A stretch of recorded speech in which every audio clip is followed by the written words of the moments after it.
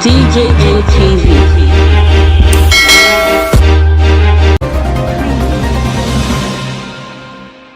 Bitter winter, one sweet story don't turn to sour story. My correct Sabi news person there, I welcome you to DJM TV Daily News Update. That your one-stop channel where they give you all the latest gist them, where they happen for Nigeria and all around the world. I bet if you never subscribe to this channel, make you do well to subscribe, like this video, share, so that your family and friends so they will still come join this our one big happy family, what they call DJM TV. Now to the matter with the shell. The one thing when most Nigerians they like to experience when they travel out of the country na snow.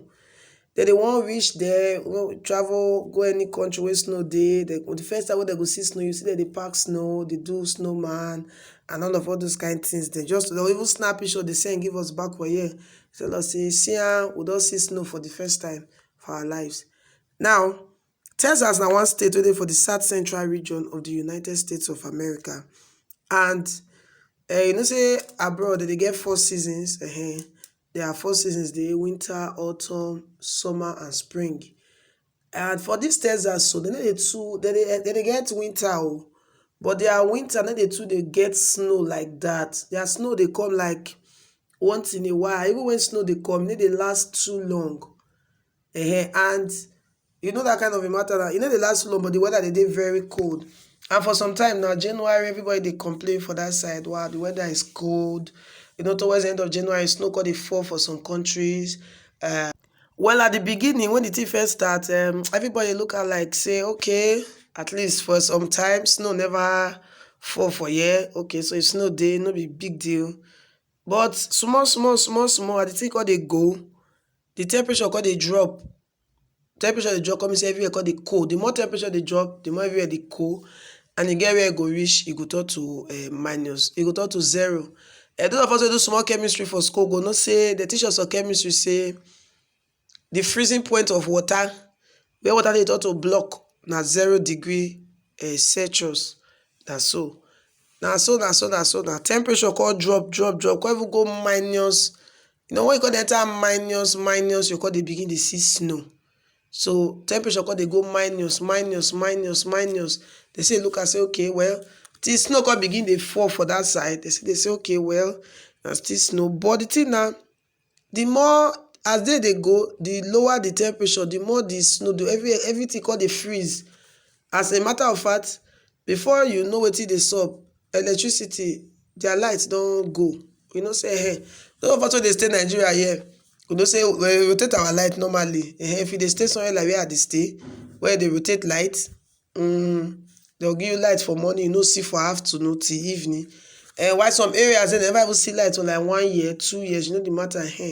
Would they look to us, they will look and say nah, normal thing. It's not supposed to be like that, so we know the matter now. All those who they complain, say our Nigeria government, they try, then if they give us steady electricity, we see they complain that one.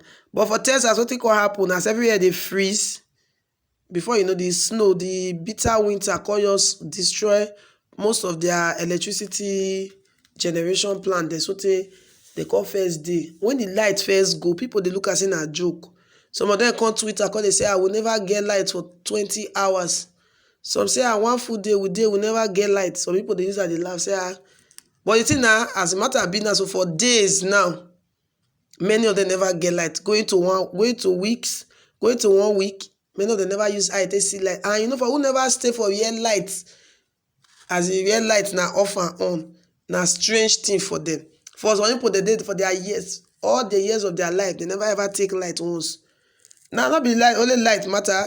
As light go, they see they manage, they call the day inside house, they burn firewood today because no say they get heater inside house. They burn firewood to make the house the hot. But as a matter of being the winter not to bitter winter because now people not even feel go outside. It is snow this year, it does destroy many things. Although they don't feel restore light give some people. But there was over 350,000 people no still get light for Texas as we talk now. So many things still they very frozen. In fact, inside people houses they frozen. So people get to park come up for their house. Why some people will get animal for farm, they begin pack their animal from the place where they keep the animal, enter inside their house. so that the animals they no go freeze to death. You understand? And some people say animal life better pass human being life. Well, for Texas, na crime for you to leave your animal for outside when snow dey. The animal go call leg over. Na big crime, they go arrest you. So many of them don dey begin dey pack the animals put for inside motor. They pack the animals inside their house so that the animals sef, the snow this year no go move them. Now many of them no fit go outside. Many people no fit go work. Some of them no fit comot for their house. Many stores don close because some of all these stores they need electricity to take run their market. You understand? Like when they say all this maybe frozen meat and fish and those places don't too need light now because of the cold way all day. But where they need electricity to take power some of their things, those places they don't close. No work for some persons except for those what they call critical assignments, like people they work for hospitals, people they do essential duties. Essential duties be the word. Although their senior director of system operation Dan Woodfin, doctor said they work as fast as possible to make sure say they restore light to people there for Texas.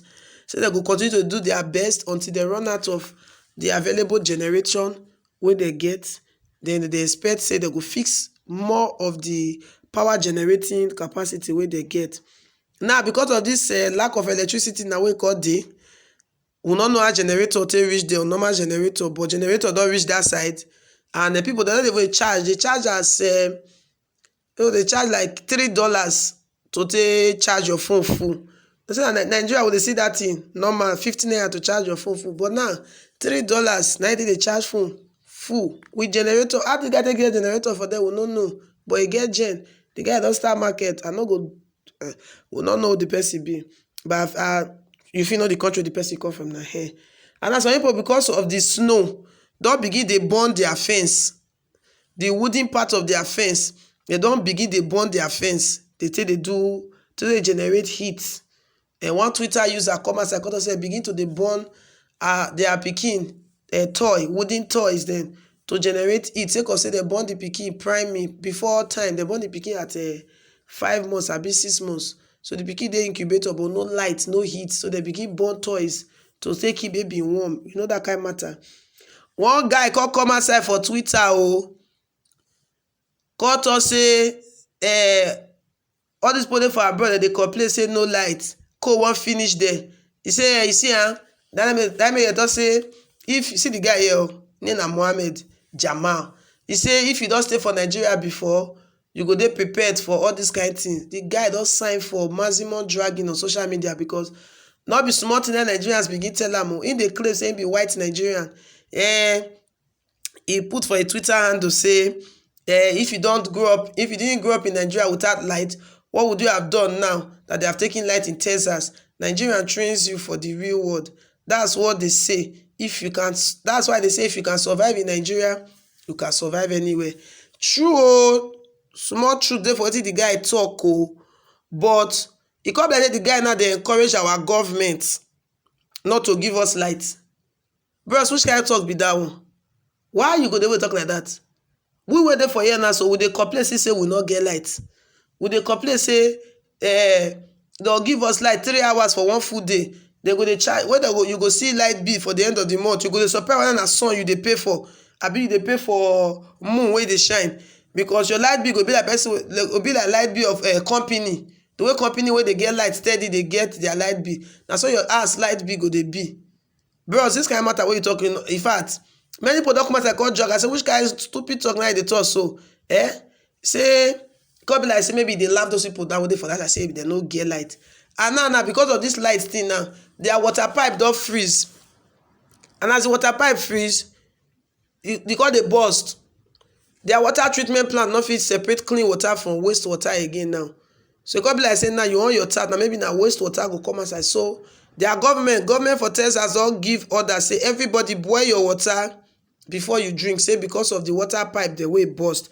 They not feel say they cause waste water to full everywhere. So everybody may you boil your water before you use it to do anything.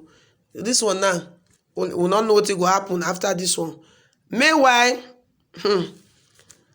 we be dey happy say okay December pass, we dey wait for Ekwakwa, we no see. In case you no know it be Ekwakwa na harmattan. Now I know say our own no dey reach snow for here. Our weather dey cold sometimes our normal weather for here na 30, 32 degrees. Normal room temperature 32 degrees. We dey get 33, 34. Sometimes e dey hot well, we dey get 38. But we come dey wait for December for Ekwakwa, weather no gree drop. We don see rain dey fall. Full December like this, we dey wait for light, we dey wait for Ekwakwa, we no see. January kpakpa, Ekwakwa no gree come. February na we dey now, so Ekwakwa don full everywhere for Nigeria. Weather don drop, temperature don drop go down well well. For the normal wey we dey get now, we don dey get 20 degrees. Some people go say but e no reach Texas, so e no reach all those other Canada wey be -6. E no reach, but 20 degrees for us na something, because everywhere for Nigeria now e don cold. Harmattan, you know how some people body dey be for harmattan. Harmattan don dey tear people lip, tear people leg. Some people say like say we wan do another Christmas for February, because we know say once harmattan come like this, e dey usher in Christmas season. Whether we wan redo Christmas again, we never know. Meanwhile, somebody don come outside for Twitter come talk something about this Ekwakwa wey come out. She talk say small Ekwakwa wey come outside like this, all of us don dey complain say weather too cold, weather too cold. So I wan know say this one dey prepare us for Canada wey we wan go, or the abroad wey we dey say we wan go. E say our temperature na 20 degrees Celsius, we dey complain. Some people dey -6, some people dey -23, some people dey -20, some people dey -19. Say we dey Nigeria here, we dey complain.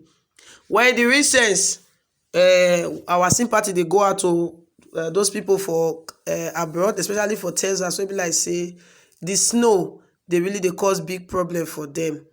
We just dey hope say their government or whoever dey in charge go fit put things in order in time, so that many people, some people don dey leg over already, so some more people no go leg over on top of the matter wey dey ground.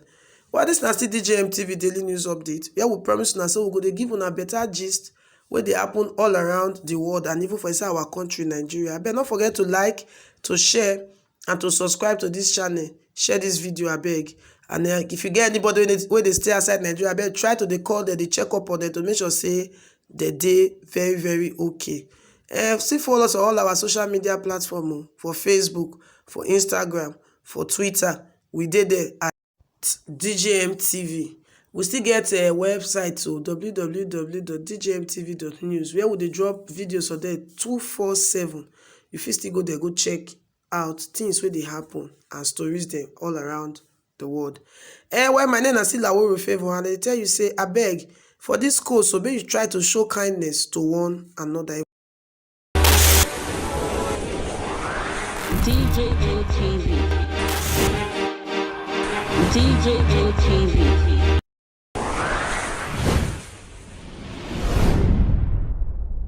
People don't say no, they don't like it. Welcome to DJM TV. DJM TV. DJM TV.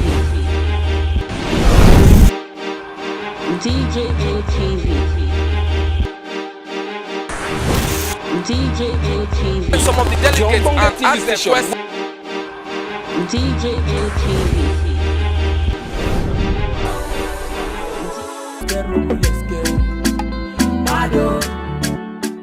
DJM TV. DJM TV. DJM TV.